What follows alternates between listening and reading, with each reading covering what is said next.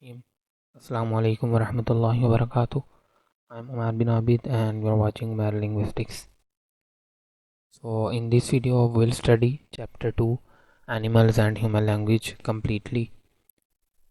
This video in Urdu. So throughout this video I'll speak in Urdu and you can watch the same videos on this chapter in English as well. I have added the link in the description below.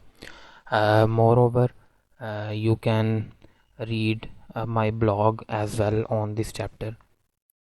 I have added that link to in the description below. तो पहले भी मैं वैसे तो इस chapter पर videos बना चुका हूँ, बल्कि इस कंप्लीट बुक पर मैं वीडियोस बना चुका हूँ एक दफ़ा। ठीक है, वो आप देख सकते हैं। अगर आप चैनल के आइकन पे क्लिक करेंगे तो उधर आपको एक सेक्शन नज़र आएगा द स्टडी ऑफ लैंग्वेज। उस पर आप क्लिक करें तो आपको सारी जो है वो सारे चैप्टर्स की वीडियोस जो है वो अवेलेबल हो जाएंगी, जहां मैंने हर चैप्टर के हर टॉपिक पे जो है वो अलग अलग वीडियो बनाई हुई है। लेकिन 7th एडिशन पब्लिश हुआ था तो ये रिसेंटली 2020 में ही जनवरी में, तो इसमें कुछ चीज़ें थी, बहुत ज़्यादा नई चीज़ें तो नहीं होती जब एक नया एडिशन आता है, लेकिन कुछ नई चीज़ें ऐड थी। और दूसरी ये भी वजह थी कि जो मेरी बिल्कुल अर्ली वीडियोस हैं, यानी जो तकरीबन पहले 7 8 या 10 चैप्टर्स थे, तब तक मेरे पास माइक भी दूसरा था। तो कुछ जो पहले 2 3 चैप्टर्स थे, ठीक है, फोनेटिक फोनोलॉजी तक, वो उनमें थोड़ा साउंड कम था या इस तरह के कुछ इश्यूज थे। लेकिन वो भी अगर आप हैंड फ्री लगा कर सुनेंगे तो वो भी आपको इंशाल्लाह ठीक समझ आ जाएंगे। तो मैंने मुनासिब समझा कि चलें मैं अब हर चैप्टर को एक एक वीडियो में ही समराइज़ कर दूं। ठीक है, तो शुरू करते हैं एनिमल्स एंड ह्यूमन लैंग्वेज। ठीक है, अगर आप ये वीडियो पहली दफ़ा भी देख रहे हैं और आपने वो मेरे पहले वो वाले लेक्चर्स नहीं भी देखे तो भी कोई प्रॉब्लम नहीं है। ठीक है, तो मैं आपको वही रेकमेंड करूँगा जो मैं हमेशा कहता हूँ कि बुक से भी ज़रूर पढ़ें। ठीक है, और फिर लेक्चर देख लें या पहले लेक्चर देख लें और फिर बुक से पढ़ लें, ताकि आपका जो है वो कॉन्सेप्ट अच्छी तरह जो है वो क्लियर हो जाए। तो जॉर्ज की आदत है कि ये हर चैप्टर के शुरू में कोई ना कोई इस तरह का जो है वो रेलिवेंट इंसिडेंट्स जो है वो शो करते हैं, जिससे उस चैप्टर के लिए हमारा बैकग्राउंड जो है वो बन जाता है या हमारा थोड़ा इंटरेस्ट जो है डिवेलप हो जाता है। टेरस डेकन या टेरस डिकॉन, जो भी हम कहेंगे,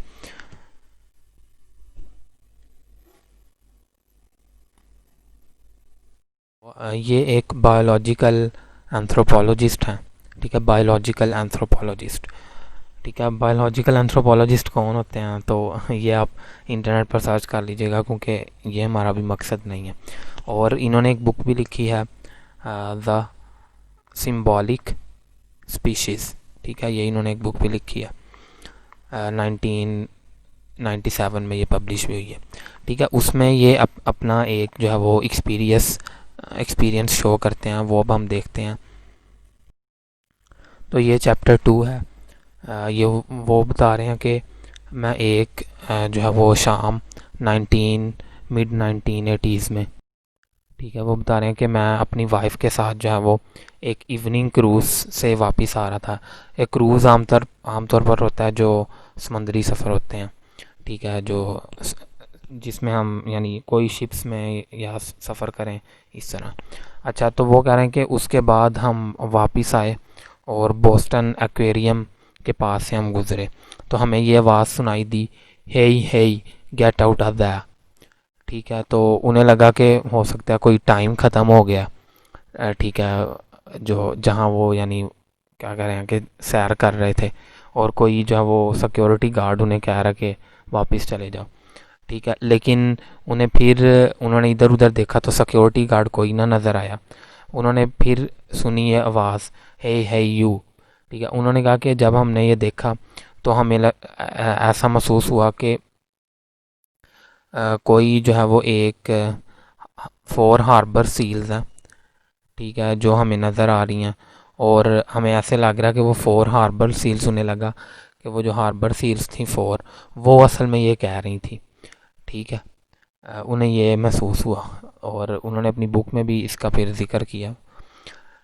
ठीक है। तो असल में यह है कि अब जो जॉर्ज बैकग्राउंड हमारा क्रिएट करने जा रहे थे, यानी मकसद यह है कि काफ़ी ज़्यादा इस तरह की बातें होती हैं और कुछ ख़ास तौर पर फिल्म्स में दिखाया जाता है कि जो वो बर्ड्स बोल रहे हैं। कार्टून्स में तो ये आम होता है, या एनिमल्स से लोग बात कर रहे हैं। अब इस तरह की काफ़ी ज़्यादा जो है वो फिल्म्स भी आने लग गई हैं, आप सब जानते ही हैं। ठीक है। जिनमें एनिमल्स बोल रहे होते हैं, या एनिमल्स के पास बहुत ज़्यादा पावर्स आ जाती हैं।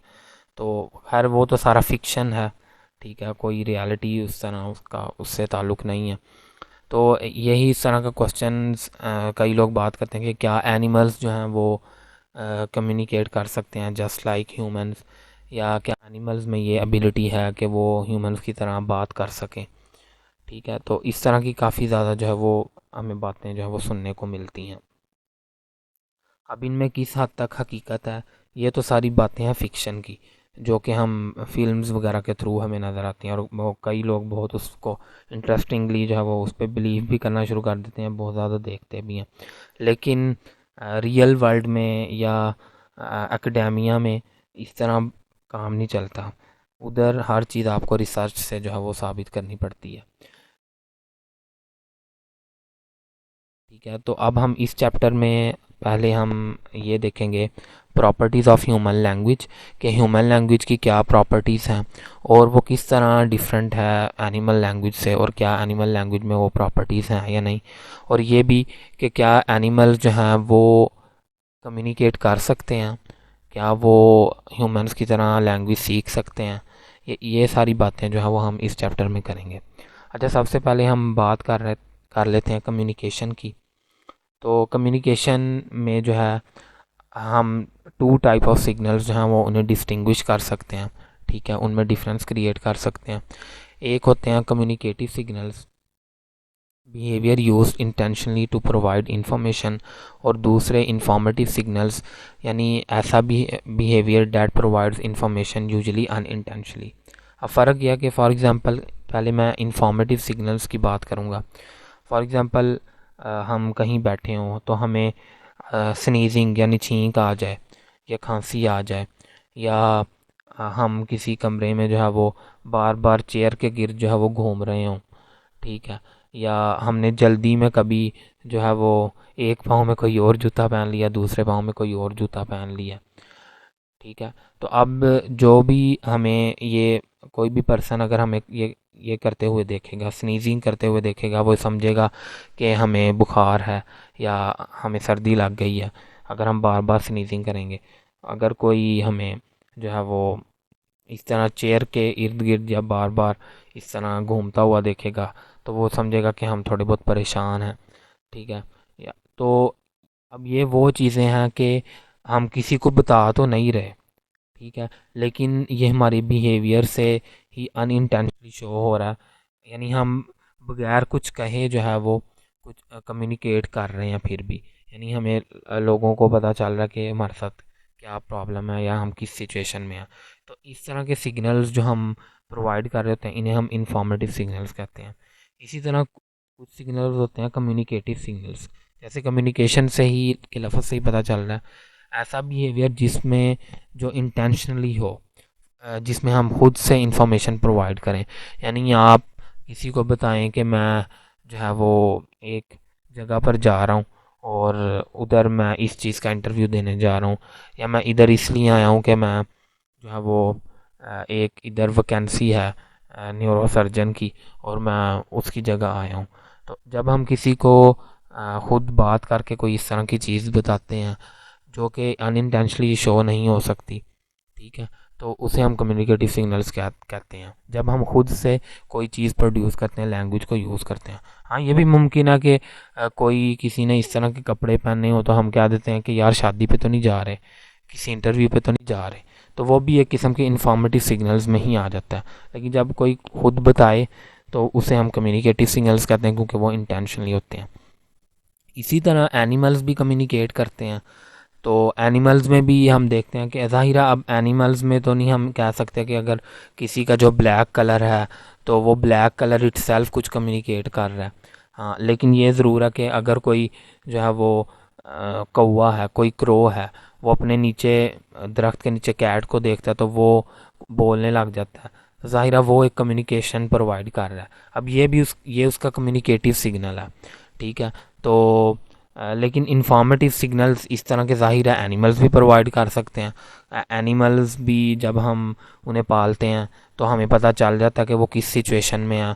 अगर वो बीमार हैं तो उनकी हालत थोड़ी बदल जाती है, सही चल नहीं रहे होते, ठीक है, या उनको कोई प्रॉब्लम आ जाती है, तो लिहाजा एनिमल्स भी ये दोनों सिग्नल जो हैं वो प्रोड्यूस कर रहे होते हैं। अब डिफरेंट किस तरह है हम दोनों, ह्यूमंस एंड एनिमल्स, तो इससे पहले ये ग्लोसोलेलिया की भी बात कर लेते हैं। अब ये असल में ये 6th एडिशन में ये बात हुई थी। ग्लोसोलेलिया को हम स्पीकिंग इन टंग्स भी कहते हैं। असल में ग्लोसोलेलिया यह है कि हम कई लोग जो हैं वो कभी कभी जो है वो गुनगुनाने लग जाते हैं, ठीक है, इस तरह, ठीक है। तो production of sounds and syllables in a stream of speech that seems to have no communicative purpose. तो अब जो कोई इस तरह के वो जो है वो गुनगुना रहा हो, ठीक है, तो जाहिर है वो अब उसका उस टाइम कोई कम्युनिकेटिव पर्पस नहीं होता। इसकी एग्जांपल ये भी है कि जो लोग चर्च में जाते हैं, पेंटिकॉस्टल चर्चेज या और उधर कुछ प्रेयर्स ही होती हैं, उसमें भी लोग जो है वो कुछ बोल रहे होते हैं, लेकिन वो कभी कभार इस तरह होता है कि वो एक्सट्रीम ऑफ स्पीच में जो है वो इंसान उस चीज़ में थोड़ा इस तरह गुम हो जाता है, ठीक है, उस चीज़ में थोड़ा इतना खो जाता है कि वो फिर उसको उस टाइम उसका कम्युनिकेटिव पर्पस नहीं होता, बल्कि सिर्फ वो स्ट्रीम ऑफ स्पीच साउंड होते हैं बगैर किसी पर्पस के, ठीक है। यानी उनका कोई पर्पस तो शायद होता है, यकीनन होता है, लेकिन कोई कम्युनिकेटिव पर्पस नहीं उनका होता है। तो इस तरह की एग्जांपल जो है वो ग्लोसोलेलिया में आ जाती हैं। अब हम प्रॉपर्टीज़ ऑफ ह्यूमन लैंग्वेज की बात करते हैं, साथ साथ देखेंगे कि क्या वो एनिमल्स में प्रॉपर्टीज़ हैं कि नहीं हैं। सबसे पहले हम बात कर लेते हैं रिफ्लेक्सिविटी की, ठीक हो गया। अब रिफ्लेक्सिविटी क्या है? रिफ्लेक्सिविटी या रिफ्लेक्सिवनेस ये एक प्रॉपर्टी है कि जो जिसके ज़रिए हम लैंग्वेज को, ह्यूमंस जो हैं, हम लैंग्वेज को हम सिर्फ यूज़ ही नहीं करते, बल्कि हम लैंग्वेज को यूज़ करके लैंग्वेज के बारे में सोच भी सकते हैं और लैंग्वेज के बारे में बात भी कर सकते हैं, ठीक है। और ये एक डिस्टिंग्विशिंग फीचर है, one of the distinguishing feature है ह्यूमन लैंग्वेज का।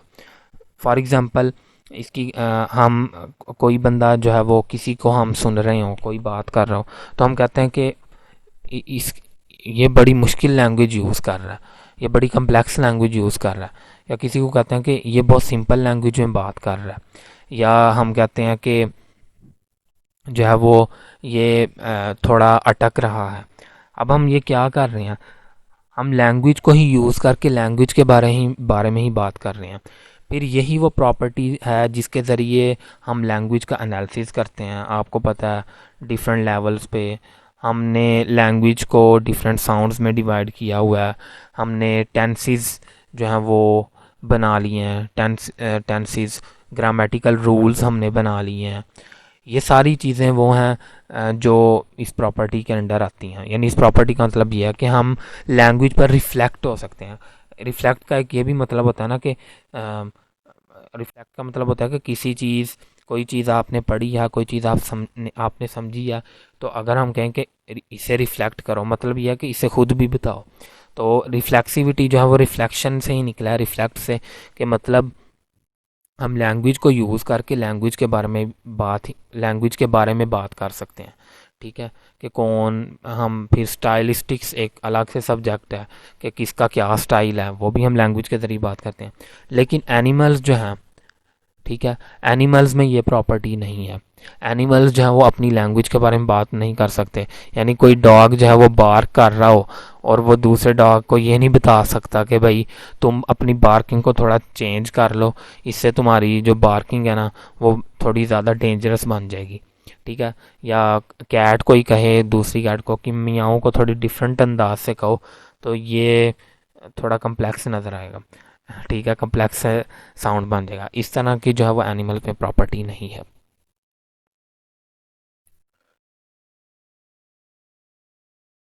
सेकंड प्रॉपर्टी है डिस्प्लेसमेंट। ये भी हम जो है वो वर्ड से ही देख सकते हैं कि हम लैंग्वेज को यूज़ करके पास्ट के बारे में भी बात कर सकते हैं, फ्यूचर के बारे में भी बात कर सकते हैं और प्रेजेंट के बारे में भी बात कर सकते हैं। तो ये जो प्रॉपर्टी है इसे हम डिस्प्लेसमेंट कहते हैं।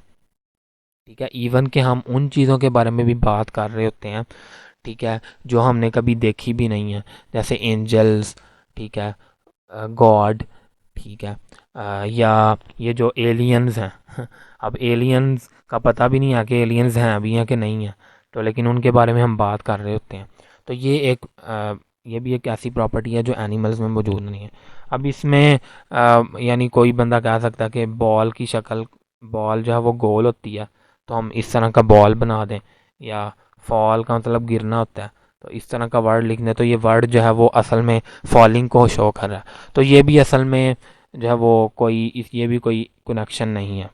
ठीक है, आमतौर अच्छा ये तो खैर हम आर्बिट्रेरीनेस में बात करेंगे। ठीक है, तो एनिमल्स की प्रॉपर्टी में जो है वो डिस्प्लेसमेंट नहीं है। ठीक है, वो नहीं इस तरह की बात कर सकते कि यानी डॉग की जो बार्किंग है या कैट मियाओ कर रही है, तो वो उस मियाओ का मतलब ये नहीं है कि वो पिछले साल का वो कोई इंसिडेंट्स बता रही है वो कैट, इस तरह नहीं है। ठीक है, तो एनिमल्स में डिस्प्लेसमेंट नहीं है। ठीक है, इसमें एक एक्सेप्शन हमारे पास हनी बी की मिलती है। हनी बी की to some extent honey bee में जो है शहद की मक्खी जिसे हम कहते हैं उर्दू में, उसमें जो है वो डिस्प्लेसमेंट है। ठीक है, हाँ, हिंदी में से मधुमक्खी इस तरह का वर्ड यूज़ करते हैं। ठीक है, तो एक्सेप्शन इसलिए है कि हनी बी पर कुछ एक्सपेरिमेंट हुए और देखा गया कि हनी बीज जो है वो जब एक जगह से नेक्टर ले आती हैं एक जगह से, तो वो बाकी बीज को भी कम्युनिकेट कर देती हैं और उसके लिए वो मुख्तलिफ़ किस्म का डांस करती हैं। ठीक है, tail wagging dance, round dance, कि किस डायरेक्शन में हमने जाना है, लेकिन वो भी एक लिमिटेड है। ये जो हनी बी की भी जो डिस्प्लेसमेंट की कैपेसिटी है वो लिमिटेड है। अभी हम इसको आगे जाके थोड़ा बात भी करेंगे। आर्बिट्रेरीनेस, तो आर्बिट्रेरीनेस का मतलब है कि the linguistic form has no natural और iconic relationship with what that hairy four legged barking object out in the world. ठीक है, this aspect of the relationship between words and objects is described as it arbitrariness. मतलब यह है कि कोई भी जो वर्ड है और उसका जो हम मीनिंग लेते हैं, ठीक है, कोई भी वर्ड और उसका मीनिंग, इन दोनों में कोई भी नेचुरल रिलेशनशिप नहीं है। अगर नेचुरल रिलेशनशिप होता तो डॉग की अगर हम बात करें, अरबिक में डॉग को कहते हैं कल्ब। ठीक है, और इंग्लिश में डॉग कहते हैं, जबकि उर्दू में कुत्ता कहते हैं। ठीक है, और इसी तरह अगर बिल्ली की बात करें, उर्दू में बिल्ली है, अरबिक में सालब है, ठीक है, इंग्लिश में कैट है। तो अगर तो कोई नेचुरल कनेक्शन होता वर्ड और मीनिंग में, तो फिर हर लैंग्वेज में जो है वो कल्ब ही होना चाहिए था, या हर लैंग्वेज में कैट ही वर्ड होना चाहिए था बिल्ली के लिए। लेकिन हर लैंग्वेज में अपना अपना वर्ड है। ठीक है, तो इसे ही आर्बिट्रेरीनेस कहते हैं। आर्बिट्रेरीनेस आपने मैथ में भी पढ़ा होगा कि भाई ये आर्बिट्रेरी है, इसका कोई जवाब नहीं है। ठीक है, या ये सॉल्व नहीं हो सकता। ठीक है, तो यही असल में बात है आर्बिट्रेरीनेस का, कि जो फोर लेग्ड क्रिएचर है, यानी हैरी फोर लेग्ड क्रिएचर यानी कैट, ठीक है, या जो डॉग है उसे हम डॉग क्यों कहते हैं, बस ये है कि हर लैंग्वेज में हमने खुद से जो है वो ये वर्ड्स क्रिएट कर लिए हैं और उसके साथ हमने कुछ ना कुछ जो है वो मीनिंग भी एसोसिएट कर लिया, इसे हम कहते हैं आर्बिट्रेरीनेस। जबकि और फिर इसी में वो मैंने जो पिछले एग्जांपल दी थे कि कुछ लोग कहते हैं कि बॉल को अगर हम इस तरह लिखें, ठीक है, या हम जो है वो टॉल को इस तरह लिखें तो वो रिलेशनशिप शो हो रहा। लेकिन वंस अगेन अब ये जो टॉल हमने क्रिएट किया, इसमें जो अल्फ़ाबेट्स हमने क्रिएट किए हुए हैं ये भी हमने खुद से ही क्रिएट किए हैं, तो लिहाजा वंस अगेन फॉर्म और मीनिंग में, ठीक है, कोई जो है वो नेचुरल कनेक्शन नहीं है। लेकिन जो एनिमल्स की जो लैंग्वेज है, एनिमल्स की लैंग्वेज में जो है वो आर्बिट्रेरीनेस जो है वो नहीं है। एनिमल उसकी वजह यह है कि जो एनिमल्स हैं उनके वो जो डिफरेंट सिग्नल्स प्रोड्यूस करते हैं वो एक स्पेसिफिक टाइम पीरियड के लिए, स्पेसिफिक टाइम पीरियड और एक स्पेसिफिक उस सिग्नल से उस सिग्नल का मतलब एक स्पेसिफिक इंफॉर्मेशन ही कम्युनिकेट करना होता है। यानी कई एनिमल्स हैं वो जब क्या कहते हैं कि टेरिटरी, यानी आपने देखा होगा नेशनल जियोग्राफिक पर डिस्कवरी एनिमल्स प्लैनेट पर कि कई जो एनिमल्स होते हैं वो अपनी टेरिटरी क्रिएट कर लेते हैं और उसमें वो किसी को आने नहीं देते। तो उसे सपोर्ट करने के लिए वो एक जो साउंड प्रोड्यूस करते हैं या वो सिग्नल प्रोड्यूस करते हैं, वो एक बिल्कुल डिफरेंट सिग्नल है। लेकिन मेटिंग सीज़न के दौरान जो एनिमल्स हैं वो डिफरेंट सिग्नल्स प्रोड्यूस करते हैं। अब इनके जो एनिमल्स के जो सिग्नल्स होते हैं वो फिक्स्ड होते हैं। वो हर जो है वो क्या कहते हैं कि हर सिचुएशन के लिए उनके पास एक फ़िक्स सिग्नल है और उस सिचुएशन पर उन्होंने वही सिग्नल यूज़ करना है। लेकिन हम ह्यूमंस हैं, हम दोस्तों से जब बात करते हैं वही बात दोस्तों से डिफरेंट होती है, वही बात जब पेरेंट्स से करते हैं तो वो डिफरेंट होती है। ठीक है, तो ये इसलिए हमारी लैंग्वेज जो है वो आर्बिट्रेरीनेस, ये हमारी एक लैंग्वेज का जो है वो फीचर है।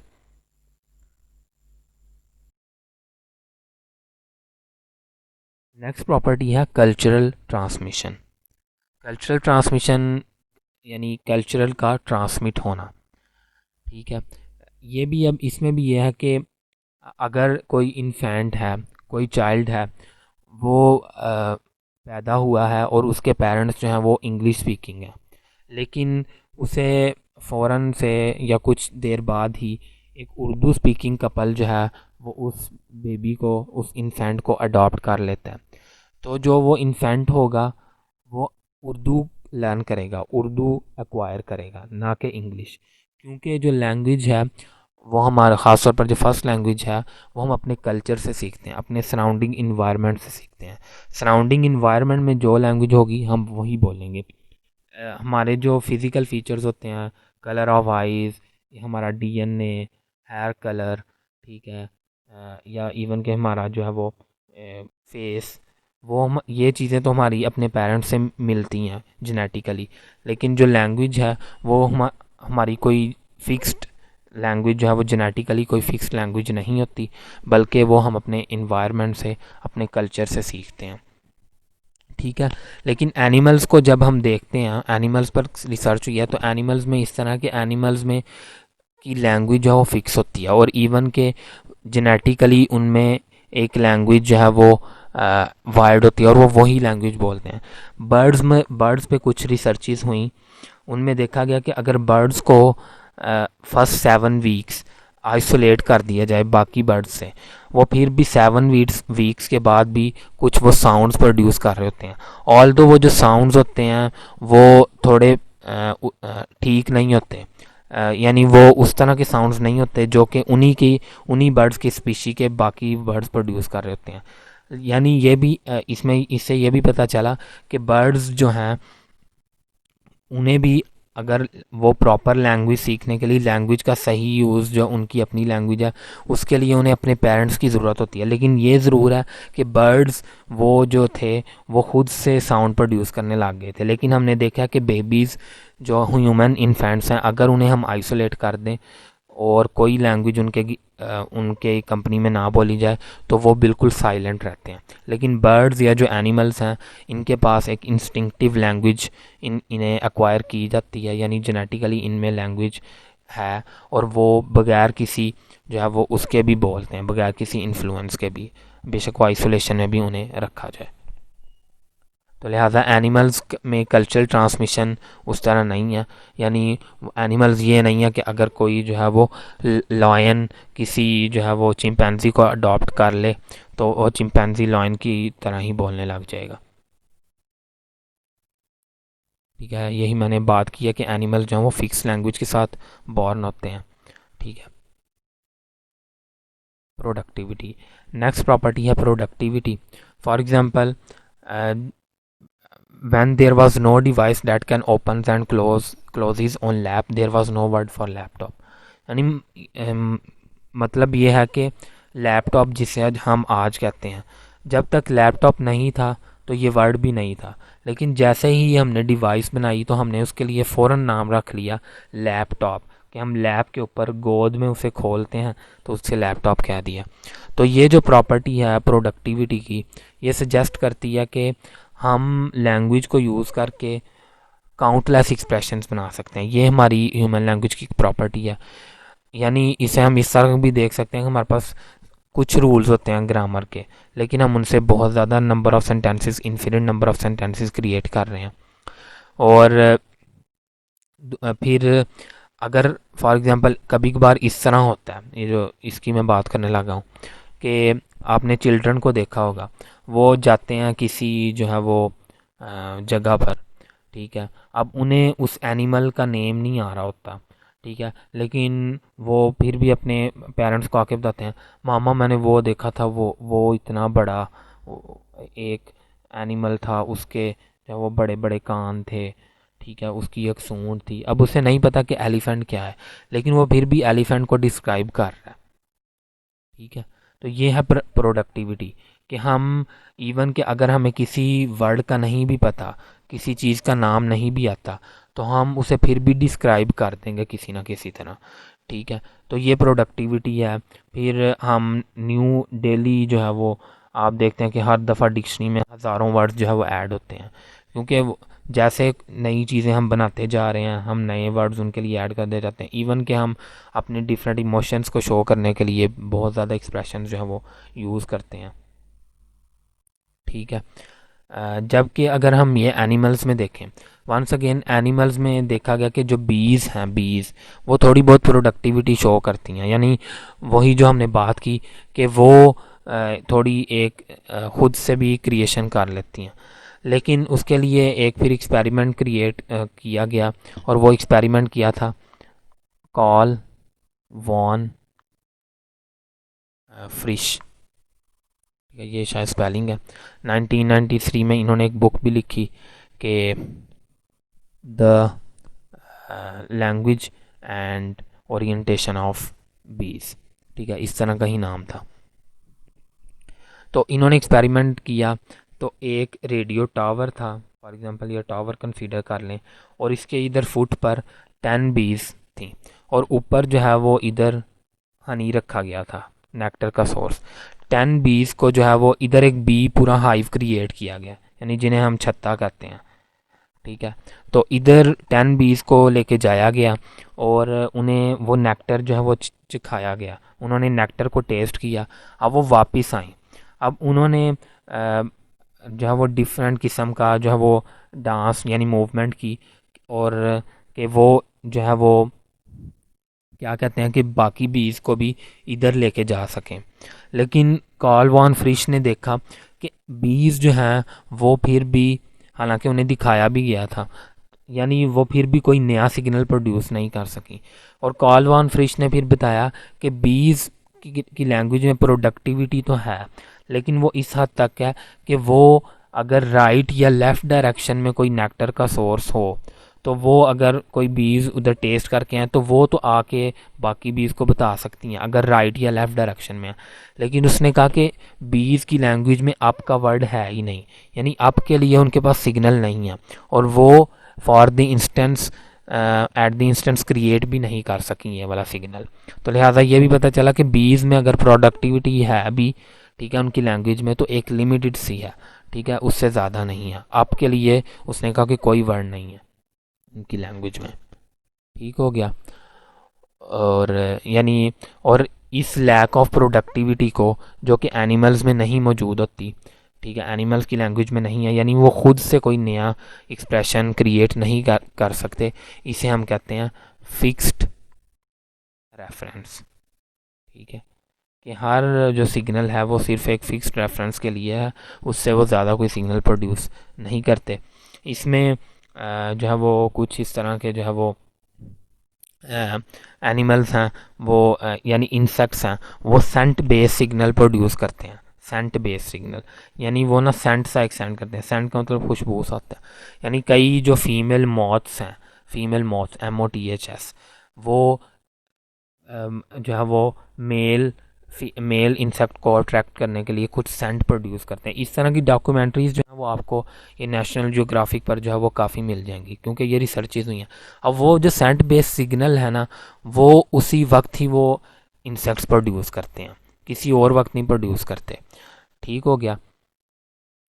और इसमें ही हम अगर हम बात करें, ठीक है, चिंपैन वर्वट मंकीज़, ठीक है, हाँ इनकी हम बात करते हैं। ठीक है, ये वर्वट मंकीज़ है, ये वर्वट मंकी है और ये सिकार्डा है। ठीक है, तो इनकी हम बात करते हैं कि एनिमल्स में क्या प्रोडक्टिविटी है कि नहीं। तो वही सिकार्डास जो है, ये मैंने आपको जैसे बता दिया, ये सिकार्डास, इनके पास 4 सिग्नल हैं। और जैसे मैं अभी बता चुका हूँ, ये भी एक फ्लाइंग इंसेक्ट है, तो ये एक सेंट बेस्ड सिग्नल प्रोड्यूस करते हैं, जो कि एक सिर्फ फीमेल प्रोड्यूस करती हैं, सिर्फ वो मेटिंग सीजन के दौरान। इसी तरह हमारे पास वर्वट मंकीज़ हैं। वर्वट मंकीज़ के पास 36 वोकल कॉर्ड्स हैं, यानी 36 सिग्नल्स हैं इसकी स्पीच में, या हम क्या लें 36 वर्ड्स हैं। इसमें 2 सिग्नल ऐसे हैं कि जो एक है चटर, जो कि वर्वट मंकीज तब प्रोड्यूस करते हैं जब वो अपने सराउंडिंग में किसी स्नेक को देखते हैं, और एक वो सिग्नल प्रोड्यूस करते हैं रॉप, जो कि वो ईगल के लिए प्रोड्यूस करते हैं। अब वर्वट मंकीज पर कुछ एक्सपेरिमेंट किए गए कि क्या उनकी लैंग्वेज में प्रोडक्टिविटी है कि नहीं, यानी क्या वो एट द इंस्टेंस कोई नया वर्ड, नया सिग्नल प्रोड्यूस कर सकते हैं किसी सिचुएशन में। स्नेक्स को उनके सामने जो है वो उछाला गया इस तरह कि वो इस तरह लग रहा था कि स्नेक्स जो हैं वो हवा में उड़ रहे हैं। ठीक है, उन्हें इस तरह शो करवाया गया। तो अब ये देखा गया कि वो उस टाइम पे कोई सिग्नल भी प्रोड्यूस नहीं कर सके। ठीक है, कोई सिग्नल भी प्रोड्यूस नहीं कर सकते, क्योंकि उनके लिए फ्लाइंग स्नेक एक नया क्रीचर था। उन ऑल द फ्लाइंग स्नेक हो या ना हो, लेकिन उनके लिए एक नया क्रीचर उन्हें लगा। तो वर्वट मंकीज़ ने कोई सिग्नल प्रोड्यूस नहीं किया। लेकिन अब देखें, अगर ह्यूमंस के सामने कोई आ जाए तो ह्यूमंस फ़ौरन कह देंगे अपनी अपनी लैंग्वेज के लिहाज से, उर्दू वाले कह देंगे वो देखो उड़ने वाला सांप, या इंग्लिश वाले कह देंगे फ्लाइंग स्नेक। ठीक है, यानी हम न्यू सिचुएशन को फ़ौरन अपनी लैंग्वेज के ज़रिए डील कर सकते हैं। ठीक है, और लिहाजा एनिमल्स में भी प्रोडक्टिविटी नहीं है, और बल्कि काफ़ी लिमिटेड है, अगर हनी बी में हम कंसीडर कर भी लें। इसकी और एग्जांपल जॉर्ज जूल ने जैसे दिया कि अगर कोई डॉग आपको कहता है वूफ, आपको पता है हु, इस तरह के साउंड डॉग प्रोड्यूस करते हैं, और उसका मतलब होता है कि I am happy to see you. तो क्या वो जो डॉग है वो जो है वो अलग अलग इन साउंड को कर सकता है, जो कि हम आमतौर पर डुअलिटी में बात करते हैं। ये डुअलिटी में क्या है कि हमारी लैंग्वेज की 2 लेयर्स हैं साइमल्टेनियसली, और इस प्रॉपर्टी को हम डुअलिटी या डुअलिटी ऑफ पैटर्निंग कहते हैं, या डबल आर्टिकुलेशन कहते हैं। किस तरह 2 लेयर्स हैं, हम इंडिविजुअल साउंड प्रोड्यूस करते हैं, जैसे ये 3 साउंड है हमारे पास, न, ई, ब, ठीक है, या एन, आई, बी, अलग अलग हमने अल्फ़ाबेट्स बनाए हैं। अब इनके डिफरेंट साउंड्स हैं, उनके कम्बिनेशन से हम डिफरेंट वर्ड्स बना लेते हैं। इससे हम निब भी बना लेंगे, इससे हम बिन भी बना लेंगे। ठीक है, यानी एक लेवल पर हमारे पास डिफरेंट कम्बिनेशन ऑफ साउंड्स हैं, इंडिविजुअल साउंड्स हैं, और दूसरे लेवल पर हम उन साउंड से के कम्बिनेशन से बहुत ज़्यादा वर्ड्स बना लेते हैं। और ये बहुत इकोनॉमिकल फीचर है हमारी लैंग्वेज का। ठीक है, और इसी वजह से सिर्फ लिमिटेड नंबर ऑफ साउंड से हम काउंटलेस वर्ड्स बना लेते हैं। अब इंग्लिश में तकरीबन 40 के करीब लगभग साउंड्स हैं, वावल्स और कॉन्सोनेंट्स को मिलाकर। लेकिन आप देखें कितने ज़्यादा हम साउंड्स प्रोड्यूस करते हैं। उर्दू में आप देख लें 37 अल्फ़ाबेट्स हैं, सॉरी साउंड्स कह रहा हूँ, कितने ज़्यादा हम वर्ड्स प्रोड्यूस कर लेते हैं उससे। और भी लैंग्वेजेस में भी इसी तरह, सिर्फ हम कुछ साउंड्स हैं लेकिन उनको कंबाइन करके हम बेशुमार वर्ड्स बना लेते हैं। तो एनिमल्स में ये हमें नहीं लगती प्रॉपर्टी। वही जो वूफ वाली एग्जांपल दे रहा था कि अगर वूफ का मतलब कोई डॉग कहता है वूफ अपने जो है वो मालिक को, और उसका मतलब वो ये आई हैप्पी टू सी यू, यानी फ़र्ज़ कर लेते हैं क्या डॉग जो है इन तीनों साउंड को अलग अलग करके कोई नया वर्ड बना सकता है? नहीं। ठीक है, एनिमल्स में ये एबिलिटी नहीं है, डुअलिटी। अब हम आगे बात करने जा रहे हैं टॉकिंग टू एनिमल्स, जो नेक्स्ट सेक्शन है इस चैप्टर का।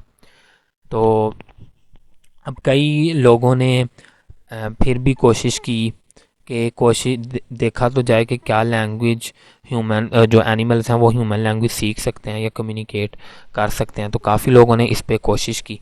ठीक है, तो कई लोगों ने कहा कि यानी आमतौर पर तो अभी तक जो हम पढ़ चुके हैं जितनी प्रॉपर्टीज़, उनसे तो यही लगता है कि एनिमल जो हैं वो नहीं प्रोड्यूस कर सकते लैंग्वेज, लेकिन कुछ लोग कहते हैं कि नहीं, एनिमल जो हैं वो हमारी लैंग्वेज समझते भी हैं।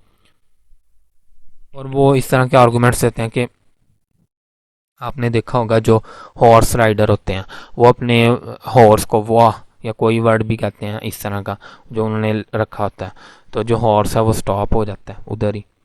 अगर हम सर्कस में देखते हैं, आपने सर्कस देखी होगी, उसमें जो है वो जो क्या कहते हैं, जो ट्रेनर होता है वो जो जो इशारे कर रहा होता है, अगर वो ऊपर कहे तो वो ऊपर चले जाता है, ऊपर जंप मारता है, डाउन करे तो वो डाउन, यानी वो उसकी डायरेक्शन पर वो कुछ वर्ड्स बोल रहा था। कभी कभार सिर्फ वो इशारे ही कर रहे होते हैं, बोल नहीं भी रहे होते हैं, लेकिन कभी कभार बोल भी रहे होते हैं, तो एनिमल्स उसी डायरेक्शन में जो है वो काम कर रहे होते हैं।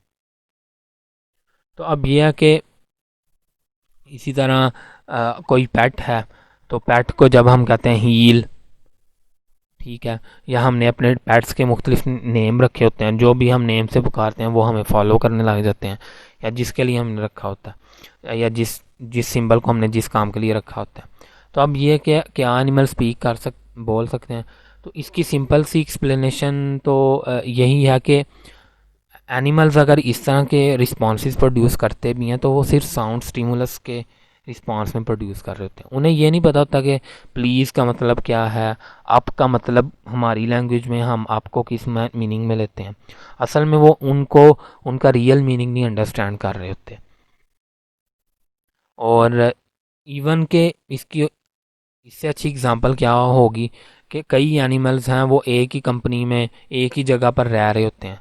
यानी हमने देखा है कि ख़ास तौर पर जो लोग पालते हैं एनिमल्स को, तो भैंसें भी होती हैं, बकरियां भी होती हैं, घोड़े भी होते हैं, और वो कोई एक दूसरे से इतने फासले पर भी नहीं होते। लेकिन कभी भी जो गोट है, वो बकरी जो है, वो बेफलो जैसा, भैंस जैसा साउंड नहीं प्रोड्यूस करती कभी भी। ठीक है, तो लिहाजा अगर एनिमल्स एक दूसरे की लैंग्वेज ही नहीं सीख सकते, डिफरेंट स्पीशीज़ एक दूसरे की लैंग्वेज नहीं सीख सकती, तो ह्यूमन लैंग्वेज को सीखना तो बहुत मुश्किल होगा।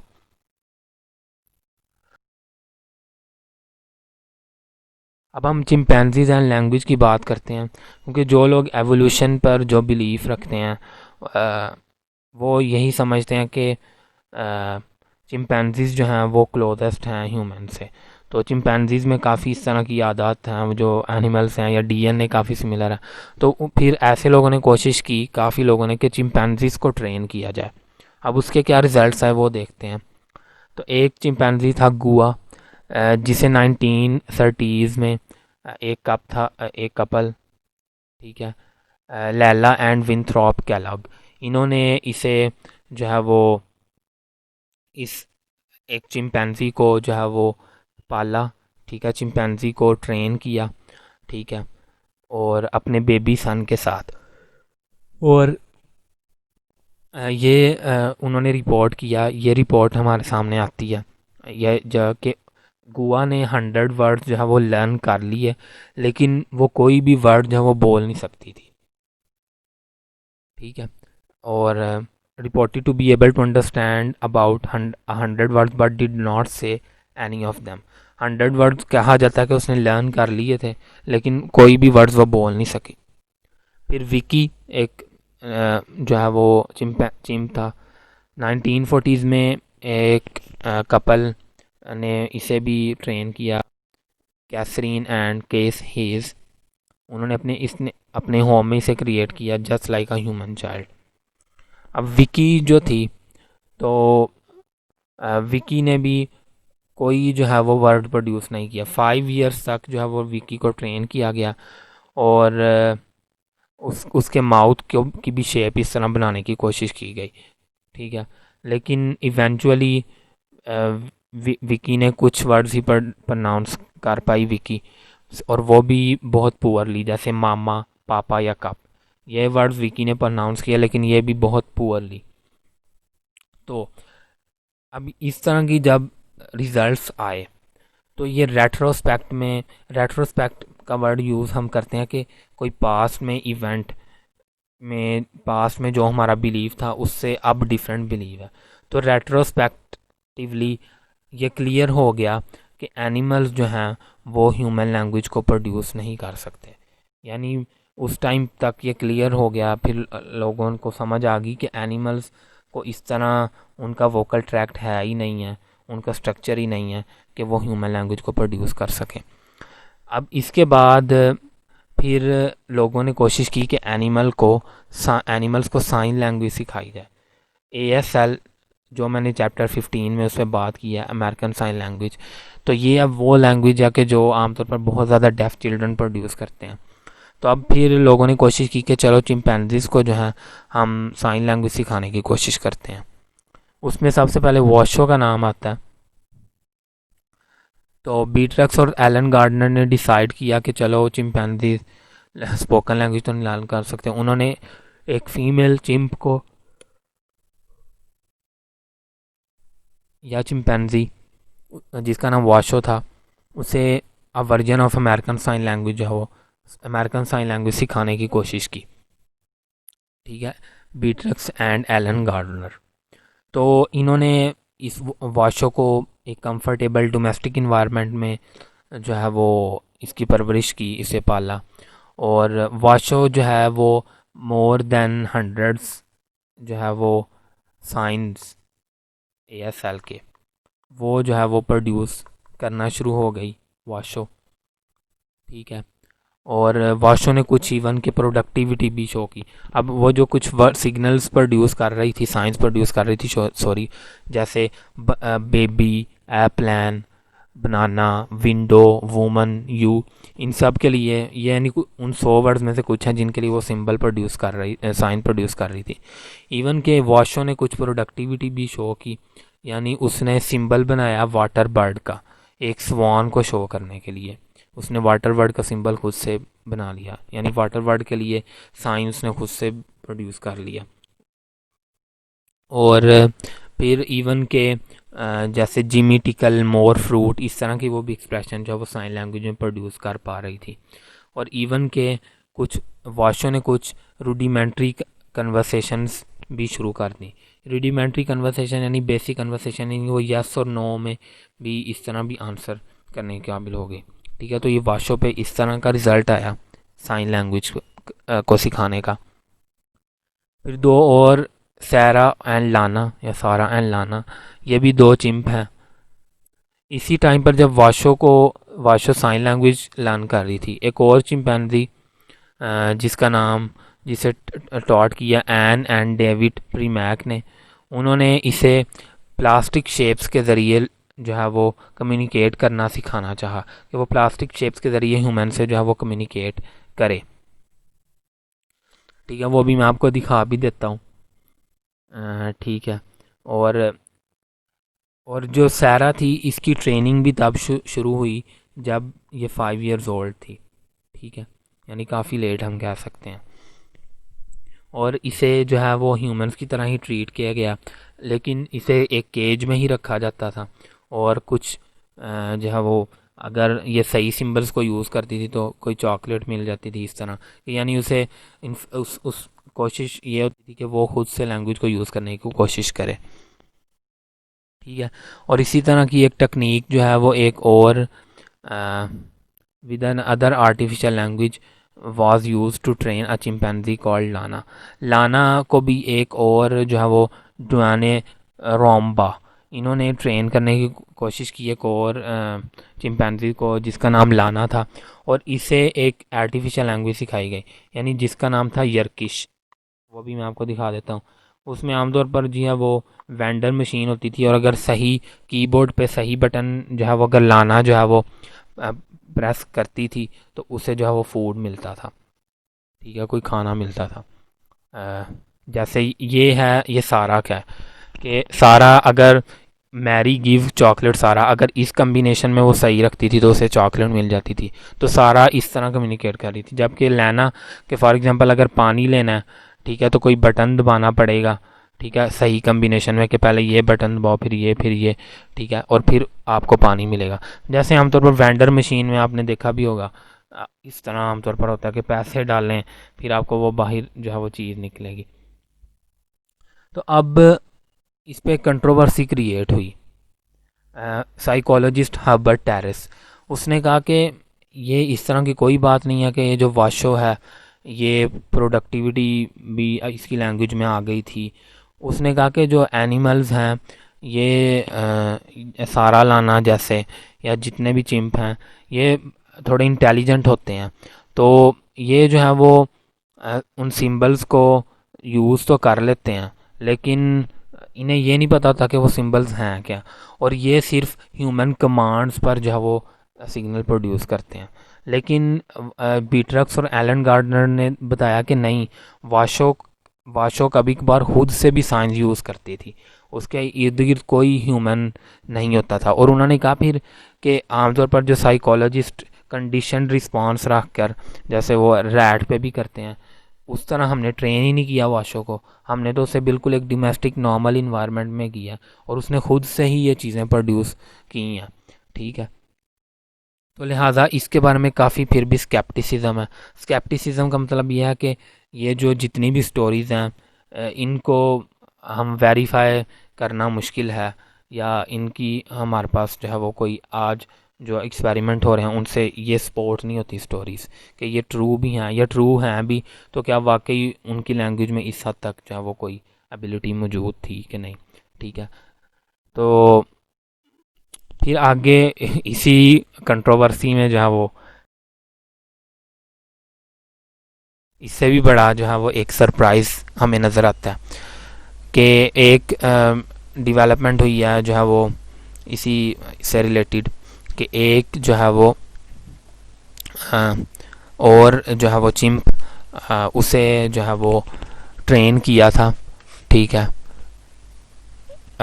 सू सैविज रोम्बा।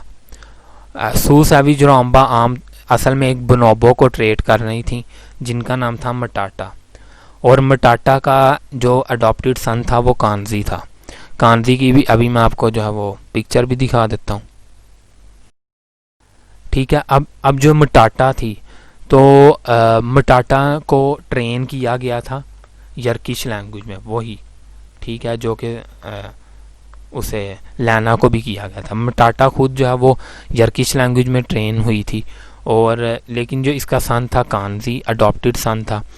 ठीक है, तो वो उसे सिर्फ लैंग्वेज से एक्सपोज किया गया, इसे कोई भी लैंग्वेज की ट्रेनिंग नहीं दी गई, बल्कि इसको सिर्फ एक्सपोजर दिया गया, मटाटा के साथ इसीलिए रखा गया।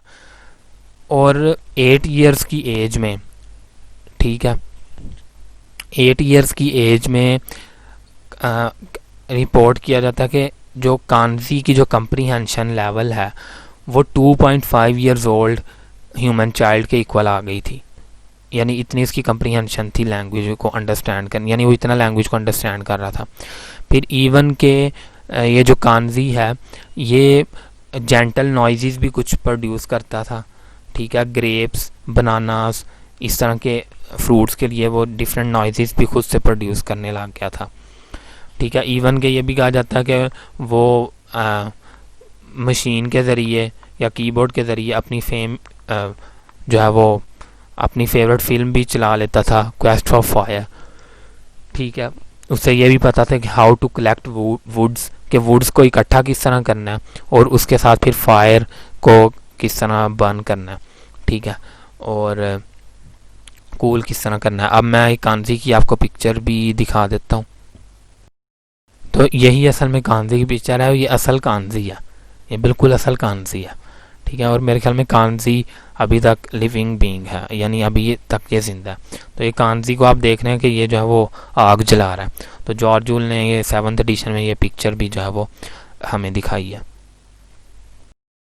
अब इस सारी डिस्कशन के बाद हम अगर ये बात करें कि ये जो हम लैंग्वेज की बात करें कि what do we mean by using language, कि अगर हम कहते हैं कि एनिमल्स यूज़ लैंग्वेज कर सकते हैं, ह्यूमंस भी कर, तो लैंग्वेज यूजिंग का मतलब क्या है।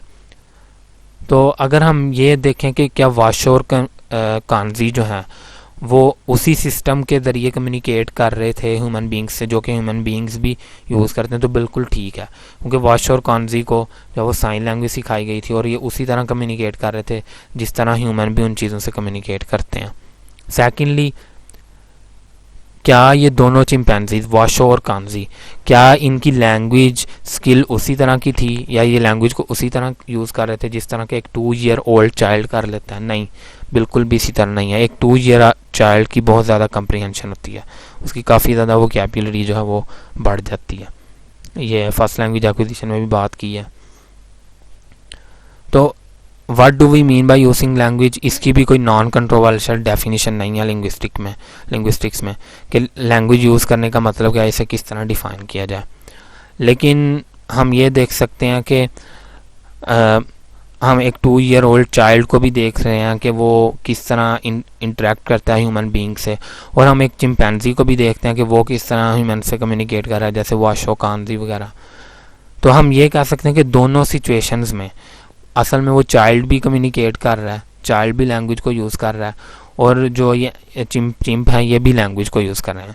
ठीक है, अगर लैंग्वेज का मकसद कम्युनिकेशन करना ही है तो दोनों जो है वो लैंग्वेज यूज़ कर रहे हैं। लेकिन फ़र्क ये है कि ह्यूमन चाइल्ड जिस तरह जो है वो लैंग्वेज को लर्न करता है और जिस स्पीड से लर्न करता है, या जो उसमें प्रॉपर्टीज़ हैं, वो उस तरह की प्रॉपर्टीज़ वो किसी भी क्रीचर में जो है वो हमें नज़र नहीं आती। ठीक है, कोई भी क्रीचर जो है वो इस तरह हमें लैंग्वेज को यूज़ करता हुआ नहीं नज़र आता। ठीक हो गया, तो ये था आज का लेक्चर, और ये रेफरेंस भी आखिर पे दे देना चाहिए, तो वो मैंने आपको प्रोवाइड कर दिया। ज़ाहिर है मैंने शुरू में बता दिया था स्टडी ऑफ लैंग्वेज का ये 7th एडिशन है।